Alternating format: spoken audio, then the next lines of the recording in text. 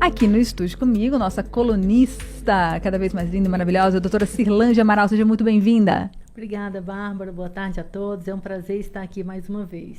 Não, nossos papos têm rendido, né? A gente conversei com a Lorena Vasconcelos, nossa colunista de turismo. Ela falou, gente, eu estava ouvindo a rádio quando a doutora Cirlândia falou dos vários papéis, de como conciliar tudo isso.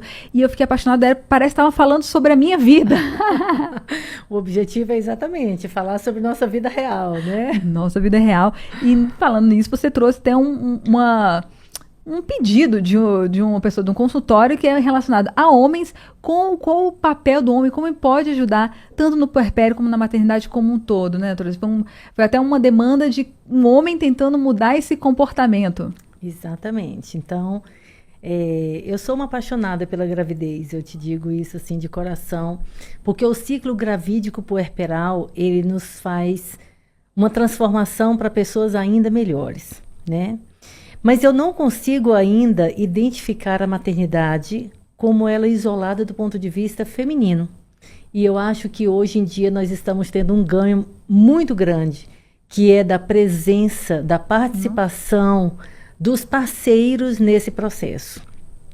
Talvez a coisa tenha vindo assim, de forma um pouco forçada pela introdução da mulher no mercado de trabalho. Mas aos poucos eu começo a ver isso como naturalidade. Os homens buscando essa participação, buscando compreender a gravidez e o pós-parto, como inclusive uma oportunidade para eles curtirem o processo. Era muito comum que falava assim, nossa, o marido ajuda. Não, o marido participa, o marido curte. O parceiro vive isso de forma intensa e eu acho que é aí que está a grande beleza do negócio. Eu acho que começa desde essa procura de conhecimento juntos, né? Assim que eu engravidei, eu achei meu marido super parceiro.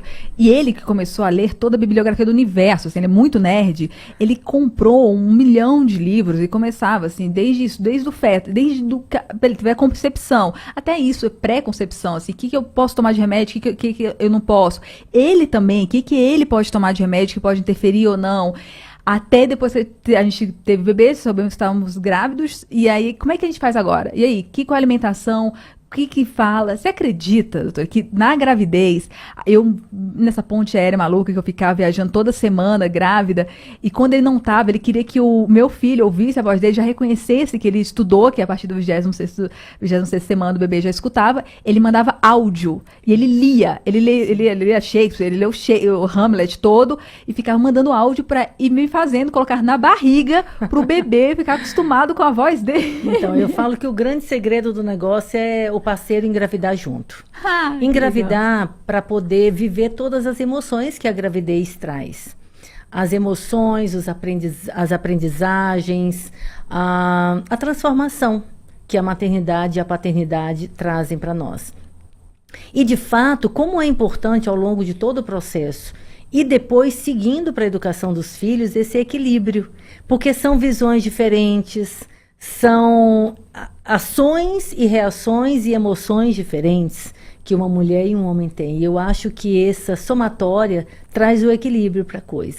Então, eu tenho maridos de pacientes extremamente participativos e eu acho tão engraçado que eles chegam com os exames em mãos, eles participam e eles perguntam. E eu digo assim, Bárbara, que é fisiológico da gravidez a perda de memória. E porque o nosso corpo, ele nos prepara na gravidez para que a gravidez transcorra da forma mais saudável possível e que a gente consiga poupar energia para coisas importantíssimas, como o parto e o pós-parto. Então, a grávida, ela, de certa forma, tem uma perda de memória recente para que ela poupe energia. E não nesse conceito tão fisiológico, eu digo para os parceiros, você é o melhor obstetra.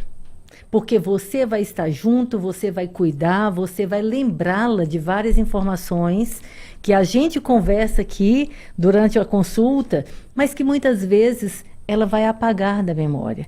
Então, como é importantíssima a presença do parceiro para que ele curta o processo. Eu não quero que essa reflexão hoje, ela soe como uma obrigação. Legal. Eu quero que ela soe como uma oportunidade, inclusive, do casal aumentar os seus laços, fazerem esse link entre eles ainda mais forte. Porque se não fortalecerem esse link no processo da gravidez, o pós-parto é uma grande ameaça. É essa conversa que tem que, assim, lógico, na medida do possível, sempre, é até antes, né? É ter essa conversa antes, quais são nossos papéis, como é que a gente vai fazer isso junto, antes mesmo de engravidar, talvez, né? Sim, com certeza. E curtir. Eu estava lendo um artigo, doutora Silândia, sobre culpa feminina, culpa da mãe, assim, que a gente vive com culpa. Eu, assim, será que eu tô dando tempo suficiente, estou fazendo o melhor para ele?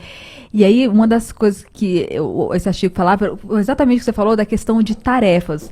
Assim, parece que tem tarefa. Eu tenho que colocar ele para comer, eu tenho que colocar ele para dormir, eu tenho que colocar ele no lugar de tarefas, aí você perde esse prazer. Exatamente. Então, eu normalmente oriento que a mulher compreenda que o papel mais importante e insubstituível dela é a amamentação.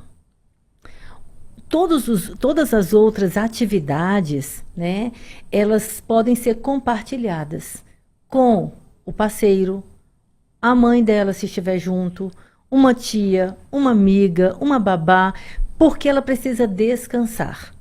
Mas isso é fundamental dela compreender. Às vezes o próprio instinto materno leva a mulher a querer assumir tudo. Isso é natural também. Só que a gente tem que fazer um equilíbrio, porque muitas vezes o cansaço físico, que é tão intenso na reta final da gravidez e no pós-parto, tiram dela também o prazer de viver os primeiros dias do pós-parto. Porque vem noites mal dormidas, vem mudanças hormonais, vem mudanças físicas, vem um estresse associado a toda essa transformação. E quando ela tem o apoio do parceiro, isso fica muito mais fácil de ser vivido e de superado. Então, essa semana, o marido de uma paciente que teve parto há 2 semanas me mandou dizendo que agradecia por todas as orientações que eu tinha passado para eles no pré-natal, que se de fato ele não estivesse tão presente como ele foi incentivado a estar, ele não imaginaria como é que a esposa estaria nesse momento. Então eu achei assim tão intenso, tão bonito, porque na verdade ele está como um cuidador, mas ao mesmo tempo como um provedor, ao mesmo tempo ele está curtindo e ele disse obrigada, porque eu estou curtindo o momento e sem a percepção de que aquilo é pesado para ele. Ai, que lindo. Não é ele que sofreu a mudança física, não é ele que está sofrendo a mudança hormonal, que é tão intensa no pós-parto. Então, ele consegue manter um equilíbrio emocional maior. Então, essa participação ela é muito importante. É lamentável que a nossa licença paternidade ainda seja tão pequena, né? Porque muitos maridos, eles precisam retornar ao trabalho muito cedo.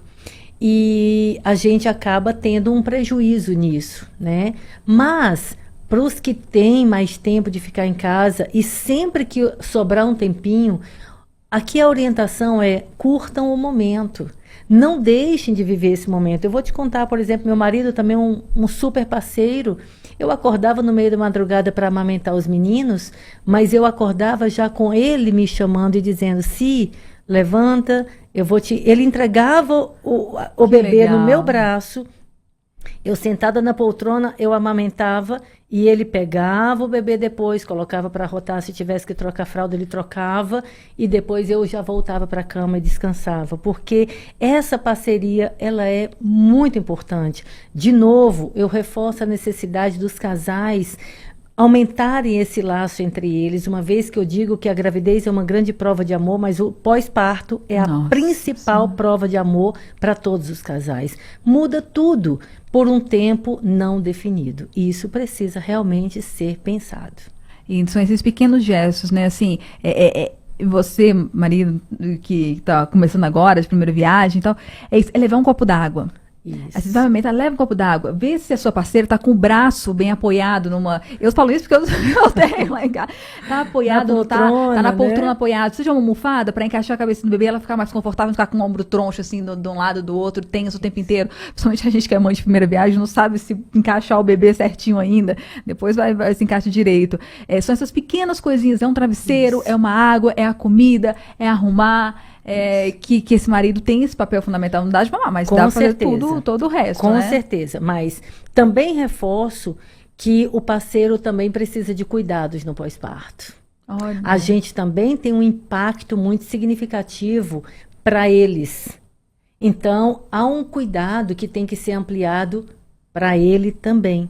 Então, ele precisa dormir um pouco mais, não gastar energia sem necessidade. Sensacional. Às vezes, manter uma rotina que lhe dê prazer. Eu tenho um casal que ele joga futsal, né?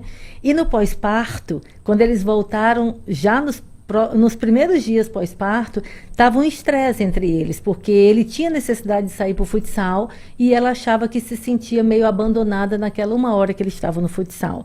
E eu entrei em acordo com eles, ele vai para o futsal e o que a gente pode fazer para você não se sentir desassistida naquela 1 hora. Porque ele também precisa encontrar um método de extravasar suas emoções, sem a gente, como mulher, viver o sentimento de abandono. Isso também é importante. Vamos considerar que no pós-parto todos estão sob os nossos cuidados. Eu falo que o obstetra tem que ter um olhar atento para detalhes. E a participação do esposo, do companheiro e de todo mundo tem que trazer para nós esse olhar de cuidado com todo mundo. Eu vou até dar uma dica para vocês, ouvintes. Tem uma iniciativa que eu achei a coisa mais linda do universo. Começou lá fora, começou fora do Brasil e tem algumas pessoas aderindo. Que é uma roda de alimentação. Tem uma amiga que vai ficar... Você conhece alguma amiga que está grávida? A gente todo mundo conhece uma grávida aqui, né? Geralmente, possivelmente. Junta com os amigos dela, tem toda essa parte de chá de bebê, tem essas coisas todas, mas no depois, elas se unem uma vez por semana, uma vez por dia da semana, uma pessoa leva comida pro casal, pra família. Isso. Eu achei essa ideia tão maravilhosa, gente. Isso. Então, assim, cada uma prepara. Você prepara um prato, você não só preparar, não tem problema não. Passa ali e compra uma coisa legal. Isso. Compra e leva, oferta uma refeição para essa família, assim, durante a semana. E chama de rodízio. Tem um nome específico lá dessa tradição lá fora que está chegando aqui em algumas famílias, adotando esses casais que precisam desse suporte. Nós aqui titularizamos isso como rede de apoio, sim, né? A rede de apoio, ela é fundamental. E é apoio. Eu sempre quero enfatizar essa palavra. Apoio é cuidado.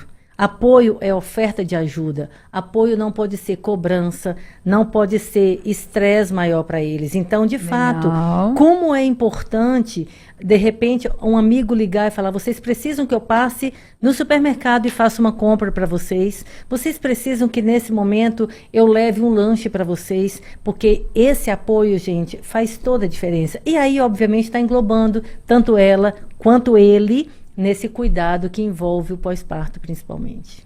Sensacional, doutora Cilange, muito obrigada. Vamos só lembrar uns ouvintes, quem quiser continuar acompanhando o seu trabalho, como te encontra?